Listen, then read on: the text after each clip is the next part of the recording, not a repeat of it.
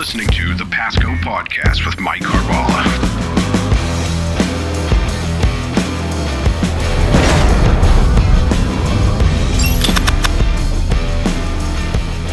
Welcome to Season 3 of Pasco Podcast, a series about leadership and public service. We'd like to thank our sponsors, the nearly 600,000 people of Pasco County, as represented by the Board of County Commissioners. It's through their trust and empowerment of our workforce and leadership team that we're able to bring you this podcast. This podcast is designed to help public servants build leadership skills and leverage them for success by sharing the experiences of our peers. Hi, I'm Mike Carballa, and welcome to our 52nd episode of Pasco Podcast. July is National Parks and Recreation Month, and it's the perfect time to celebrate the dedicated team members who keep our communities active, connected, and thriving. From maintaining our beautiful park spaces to hosting programs that bring neighbors together, our Parks and Recreation team works tirelessly, often behind the scenes, to make Pasco County the perfect place to live, work, and of course, play. Joining me today are Parks Manager Rob Mahler and Assistant Recreation Manager Deanna Baltimore. Rob, Deanna, welcome. How are you guys today? Thanks for having us. Thanks for having us. Awesome. I'm glad to have you. So, listen, we always lead these things off talking to folks about how they came to Pasco County. It's always fascinating to me how some people have been here 20 years, some took this more circuitous path. So, Deanna, how did you come to work here at Pasco County? Yeah, so when I got out of the military in 2018, I took a job with the city of Tarpon in their Parks and Rec department. Was there for a couple years. I wanted to take a next step in my career. Saw a job opening in Pasco. I applied and I did earn that job, and I'm here today. I actually celebrated my 5th year anniversary with Pasco this month. Oh, congratulations. Welcome. What branch of the military did you serve in? Navy. Well, welcome. Mm-hmm. Thank you. Appreciate your service. Not the Air Force, but we'll forgive you there. Rob, how about you? Product of Pasco County. Okay. My dad gave me a hard time about the courses I was getting ready to take at USF my freshman year. And he said, if you're taking these golf classes, you might as well take lifeguarding, and started. Well, that's a great idea, Dad, right? Okay. So it sort of set me up. I started lifeguarding in the summers, and then a full-time opportunity opened up, and then so I started working here in 2002. So that's fascinating. So that kind of blends in. I mean, it's the 40th anniversary of National Parks and Recreation Month that we're talking about. So sounds like maybe your dad inspired you based on your coursework to kind of get involved in parks and recreation. I mean, talk to me about your journey. Yeah. So obviously he had worked for the county, so he knew that getting a summer job and getting a full-time job would be beneficial potentially. But when it came to the Parks and Rec itself, I was always in sports. I feel that it's very valuable opportunities for kids to participate and learn life skills and dedication and teamwork and things like that. So it was a natural draw to be a part of the department that sort of services that community. That's awesome. Deanna, how about you? Did it start in the military, like an MWR kind of thing, or what? No. So I was 18 when I moved to Florida from Connecticut. My family and I are from Connecticut. We moved down, and I actually received a job at the city of Dunedin in Parks and Rec. Started there as a registration clerk, and I was actually in school for nursing at the time at SPC. And the director there said, you can actually go to school for Parks and Rec. I did not know that. And I instantly followed that path. Jumped and I right all over did that, not right? look back. Okay. Yeah, I fell in love with the community, the togetherness that I felt, and just play. I mean, who doesn't want to go to work and play? Who doesn't want to go to work and play? So that togetherness and that community feeling is really kind of what drew you there. Would you say the same for you, Rob? I mean, definitely. Obviously outdoors and doing stuff, huh? Yeah. I think that all kids are looking to be a part of things. And I think that sports give them an opportunity to have like a common ground. And then you wind up learning lessons and things through that you probably wouldn't be, exposed to otherwise, and around people that you may not meet unless you're in those team settings. That's so cool. And obviously, creativity is part of the job. And since coming into this role, I can tell you, I see that you guys wear many, many hats. You're doing all kinds of different things for activities. Any stories that might kind of capture the creativity and the resilience of your teams? Yeah, I can speak about how the team and I started a drive to focus on mental health awareness. We had a team member who took his life, and we kind of we turned that tragedy into triumph, and we started a whole umbrella called Recreate Your Mind, and using recreation as a catalyst to your mental health, because, National Recreation Parks Association, one of their main pillars is mental well-being and health and wellness, rather. So the creativity there that we were allowed to do really, helped a lot of people. We are on our 5th year of that trail run. And it's just something to be really proud of. That's fantastic. So, you guys are doing a lot of great stuff with that program. I remember when it started, and just fantastic. Both of you, kind of doing that for your team members, but doing it for everyone. Mental health is just again, we've talked on it in this podcast in the past. It's such an important part of our overall well-being and health, and not just our physical health, but outdoors and recreation handles all that. Rob, what about you? Yeah, so I think that got brought up and brought to light during COVID when there was an outcry for the use of our facilities, and people, when they didn't have that opportunity to be out and about and physically active, the impact that has on people. You mentioned like the multiple hats that team members may wear. Oftentimes my team that takes care of the facilities and does the grounds maintenance and athletic fields, it's all done prior to the use. So they're not seen, they're not a part of it, but they'll go from doing custodial work to grounds maintenance to then actually prepping the fields. And then we'll do special events where they're involved with putting up Christmas lights and things like that. So it is something in our line of work that they do from day to day. It changes. And then they have to sort of take on different roles depending upon either the seasons or the events that we have going on. Yeah, it doesn't just happen by itself, right? No. You guys have done a great job of working with just the resources that you have. And it's great to see too that I don't know if your team kind of witnesses what happens at the board level, but the Board of County Commissioners has been extremely supportive of trying to increase where we can responsibly the things that our parks folks are doing, and we see that our citizens love it. So I just thank you guys for doing that. It's absolutely amazing work. What's something that the average person might be surprised to learn about your day-to-day responsibilities? Deanna? Well, so summer day camp, I'm sure is going on right now. Man, it sells out like hotcakes too. Yes, so we serve over 1,000 children with our summer day camp program, and that starts as early as January. So as we're finishing up our seasonal events in December, we are right into summer day camp, and the team does a great job of hiring their staff. That opened this year, the end of January. So they are on top of it. The team does a great job of playing all those hats, going straight into a different mode and just starting the planning for all those kids. Cool. Rob, what about you? Something surprising. There's 129 athletic fields in the county. That sounds like a lot, and it's not nearly enough. We have more requests than we can service, and the amount of youth leagues. We put on some of our own events through the Parks Department with the recreation team. Yeah. But then there's co-sponsored youth organizations that we work with that have hundreds of kids season after season that are going through utilizing the facilities, and the team that like Deanna said, transitioning from one time a year to the next. Baseball season, they have a different priority, and then that winds down. And right now we're doing renovations and our athletic fields, the team takes great pride in trying to keep them in excellent shape. And they're doing all the renovation work themselves. Other than laying the sod, they're out there, the ones getting it all prepared. And then a contractor comes in, just puts the sod down. Puts it down and boom, then we're done. That's awesome. Deanna, you hit on community, earlier when we were talking about, can you talk about a moment maybe when you saw the power of play bring people together? Yeah, for sure. So the first thing that comes to mind is our Staff Appreciation Day. Yeah, that was fun. Power of playing and knocker the ball. Power of play. Yeah, knocker ball. You were out there, Akas were out there. It was really cool, and seeing everyone forget about work for the day and just come together and laugh, and the togetherness in the community. I played pickleball with someone from fire rescue, and just that community and sense of belonging for everyone. It was nice. Sweet. Nice That's awesome. What a great example. And I know that was a big hit with the employees. And I know you guys worked tirelessly on that. We had to kind of give you your own little day off, I think, separately on that. So thank you for doing that. Rob, what about you?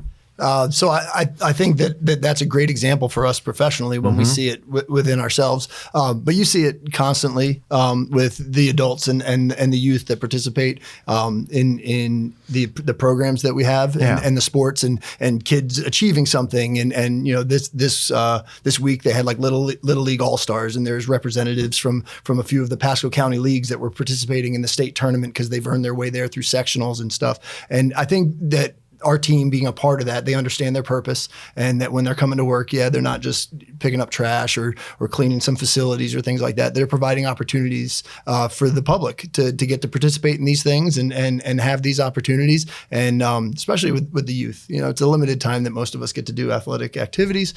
So trying to make it the best that it can be for them. I think that our team sort of wrap their mind around the fact that there's a greater purpose behind what they're doing than maybe what the tasks are on their. That's beautiful, and I love Rob how you talk about purpose. Right, there's a purpose behind it, and it does that. So in your management role, though, how do you define success for your team as a whole? So I mean, servant leadership, in my opinion, is what we're called to do. So, my job is to try to make sure that I'm making it easier for my team to accomplish what they need to. And that my area supervisors, their mindset should be the same, to where they're serving the frontline staff, and then the frontline staff get to serve the public. And I think with that mindset, if you're not thinking about yourself, and I definitely don't want anybody on my team thinking about how they can serve up. That's not their job. Correct. They need to serve out. I think that changes the way you go about what you're doing on a daily basis. It changes where your focus is. And then, because there's challenges, right? Like there's a lot of people that want to utilize our spaces in our parks, and sometimes we can accommodate all of them, and other times we can't. But I think if their mindset is to try to serve and accomplish as much as possible for the community, we're in good shape. Awesome. Deanna, what about you? Yeah. So for me, it's about removing barriers, whether it be financial, social, cultural. We have a camp called EPIC, and it's a camp for special needs, cognitive and developmental, intellectual disabilities, and seeing, the parents enroll their child in something like this where they never thought that they could before, and having that program for these children, and seeing them, shoot hoops for the first time, or go on a field trip for the first time with their peers. They're not self-contained. That's a huge success for us, and seeing the smiles on parents and kids. And, in those experiences too, what they, whatever that domino effect is later on down the road, you may have made a difference. I see kids that I coached when they were 7 years old, still call you, hey, Coach Mike, and it's a grown man. Who's that? What's that going on? But you make those impressions on the youth, and they just have a lasting effect. It's absolutely great. What Deanna, what do you love most about serving in Parks and Recreation? I love serving my team. Yeah. I love seeing, I know I said this just recently in the question before, but I just love seeing the smiles and seeing the stories, the people that come up to me after an event. Like, that was amazing. We had a Juneteenth event just last week, and the people that came up to us in the team saying, that was amazing. We were looking for something like this. Thank you so much. Awesome. Like, serving the community, having a heart in servant leadership definitely plays a role. So cool. Rob, what gets you cranked up here? So I think that when you think about Parks and Recreation, and like I alluded to it before with the COVID time, like that to me, just reassured me that there's a purpose behind it, and that it is a profession. There's plenty of times where people, it's like the TV show, and you're just playing and having fun. And the TV show is great, though, by the way. and we do have fun, but it's bigger than that. And I think seeing like where we are right now culturally in Pasco County and the way that our department is viewed, we take pride in that. That's awesome. That we are viewed essential, and that we're being looked at with other departments that can't be cut and are going to be here long term, and that's awesome. That's great. That's great. I look around a lot of departments, and I tell you, there's always, folks when they're in a career, they're very passionate. But I will tell you something about parks. The folks there are extremely passionate about what they do. What do you think? Why do you think this field draws those types of people? I mean, what brings them here, and how do you think that makes your team here special? I think you're not going to enter the field unless you have a heart for people. Right. And I think that's constant in regards to what we're doing on a daily basis. We get to work with internal teams and external teams. We have other agencies within the department that utilize our facilities, and we work with them. But I think that you're getting people that care about what they're doing, and they're tied to a purpose that's meaningful. And I think when they view it that way, and they're not just picking up a shovel and cleaning stuff up or straightening things up, that you get that passion out of people that want to be a part of something bigger than themselves. Yeah, Deanna, anything to add to that? Yeah, I think I can just, piggyback about what Rob said. Yeah. Lifelong memories. I'm sure Rob has memories from when he was a child still in parks and recreation, and what sport does to one and things like that, and hobbies, and what recreation does for the whole person wellness. Yeah, that's great. And I think, like you've alluded to, this just creates a better quality of life here for our citizens and the folks that live here. Any additional contributions you think that Parks makes to quality of life? I mean, if you really were to try to narrow it down. I think we try to provide a space for everyone, Gotcha. Inclusive. So I think that plays a big role in our community. And we're growing, right? Yes. We just bought some more property to build another park space. Yes. Bonds to develop out east. And issued some dollars out on that. So there's going to be some great things coming out east. Rob, what else would you add to that? I don't know. The standpoint that the parks are changing so drastically, and we have the amount of parks that are coming online. We were talking about it this morning in our meeting. I think there's 5 of them on the horizon, and a rec complex that's going to be in Dade City, and the partnerships that we're doing to try to get those things there to where it's going to be multi-use and service individuals that are part of the city and not just the county. I think that stuff is awesome from trying to provide opportunities for people all across the county, whereas the West had been built up before, and now the East Side's getting their turn. Yeah, right. No, well, that's great. Switching gears here just a little bit, I guess thinking back over your guys' careers, either working in parks or even as a kid, any favorite park memories? As we're talking about Parks and Recreation Month. So so many. Okay, Deanna, why don't you start? It's all like a blur. Find out what kind of delinquent here Rob was, so we don't need that yet. Oh man, Parks and Rec. I mean, just when I was a little girl playing softball. Yeah. Okay. My dad was a coach, and I think that was really significant part of my life. Just being a part of a team. It just helps. It just helps growing up. It helps with that confidence. Nowadays you see a lot of kids with a lack of confidence, and sport helps that, and recreation and being a part of something. So awesome. What about you, Rob? I think back to there's people that I've been working with now, and their children, or some of them actually, I taught them swim lessons and things like that. And you think back to these life skills that they're going to be swimming for hopefully as long as they can and stuff. And it's a skill that saves some kids' lives and people's lives. But it's those opportunities and those things that they got to do because of the services we provide and the facilities that we have. So I definitely have a ton of memories from playing youth sports, whether it be football, basketball, baseball. Again, that goes to the passion of why I want to work in this. I think that's great. And, and that passion, if we harnessed it, any advice that you guys would give anyone that's either considering a career in parks or maybe hadn't even thought about it? Get prepared for every day, because every day is different. And that's one of the things I love about Parks and Recreation is that no day is the same. So be flexible and come in with a servant heart and a servant leadership mindset, and you'll be good.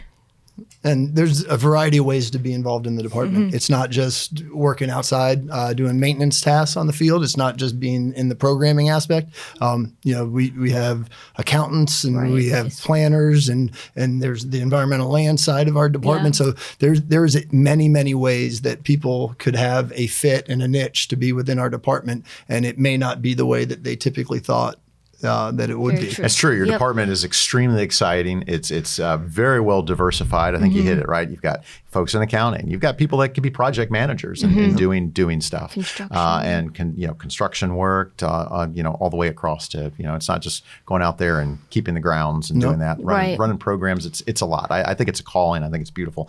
So thank you for that, guys. That was really, really good. I've only got just a couple other questions for you just to learn a little bit about you. I promise there'll be no booster seat questions so we don't have Christina here. So, all right. Coffee or tea, or maybe just a straight caffeine IV drip? Coffee. No, coffee. Yeah, neither. Neither? No, I need like Mountain Dew. Mountain Dew. Or all right, you're an energy drink kind of guy. Gotcha. All right, morning person or night owl? Night owl. Night owl. Wow. Yeah. You guys just get up? Probably. After the military, I say no more mornings. No more. I'm done. All right. How about books, movies, or reading movie subtitles? It's kind of both. I'm a movies kind of person. I say books. Books. Okay, very good. Any particular types of books? Right now I'm in school for my master's, so that's kind of what I'm focused on right now. Just reading books, finished risk management. Whatever. Oh, so insurance books. This is great. All right, we got that. What kind of movies you like there, Rob? I like them all. All of them? Yeah, I'm a chick flick guy too. Yeah, I'll sit down and watch a good chick flick. All right. Oh yeah. All right. I like it. All right. Ice cream cone or ice cream sundae? Or maybe just the whole tub. I don't know. What are you thinking? Ice cream cone, yeah. Cone? Yeah, the cone. It's got to be that's the best part. you got to. Yeah, I'm a cone. That last bite is the best. That last bite is great. Well, unless there's like a hole in the bottom of it, then it's all gone. It's like sticky and gross. All right. How about concerts or sport events? Sporting events. Yeah. Sporting events. Sporting events. Was the last sporting event you went to? Oh, geez, that's a good question. I can't even remember. I don't know. Rob, you take it. I mean, this weekend I was at you're at the sports all the time, but with my kids. But we went to the Rays game a couple weeks ago. Fantastic. That's awesome. Oh, it's good stuff. All right. Cooking at home, dining out, or just ordering in and pretending you cooked? Cooking at home. Cooking at home. Yes. Dining out. Dining out. Yeah. Okay. Favorite restaurants?